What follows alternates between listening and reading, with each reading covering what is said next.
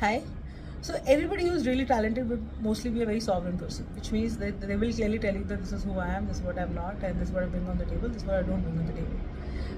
Whereas somebody who's emotional will kind of bring you in saying, yeah, I understand who you are, and then they'll say, but I expected this also out of you. Why did you do this? Why did you do that? Even though you have clearly stated that this is all I'm capable of, everything else will be a stretch, and I can stretch when there is a need, but I will not do it indefinitely because this is the cost is my life force, the cost is my energy, cost is my instinct, cost is my all the intangible value that I bring on the table. The cost is my brilliance.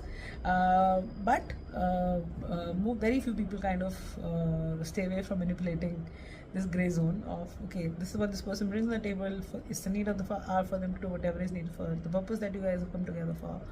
Everything extra is a stretch, and the stretch needs to end as soon as possible, and that is a moral duty that you owe to each other. People kind of, if you step into a role, they expect you to keep playing that role because it is convenient for them, and this is where this whole concept of Raja and Praja, right? Most people think that I'm the Raja and you're the Praja, and I keep saying this, that you may be the Raja, but I'm not your Raja. So you may be the king, but I'm not your subject.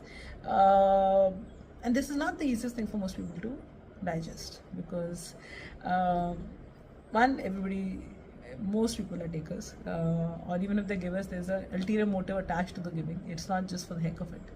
And if you're generous with your time, your energy, your intellect, your ideas, your presence, because there is a common purpose on the table, the other person thinks that they're entitled to it, not realizing that the access is given with the inherent promise that you will safeguard people's privacy and their solitude. You were not supposed to trample all over it.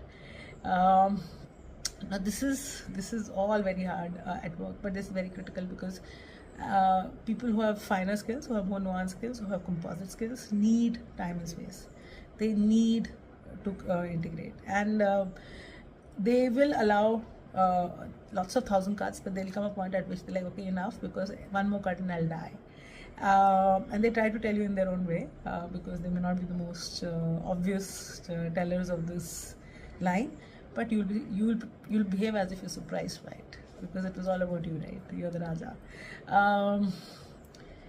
It's only now that I'm realizing that this is also an emotional manipulation. This is a person who's a taker, and you have to kind of walk away from it and go back to zero, because this zero, based on experience, is better than the one which will create 1,000 more cuts, and this time you'll die. And you know it because you just know it. You just know it that your spirit will get destroyed. You'll know that your emotionality will be destroyed, and you will fall for this trap of little white lies and lying by omission. Be truthful. Walk away. It's all good.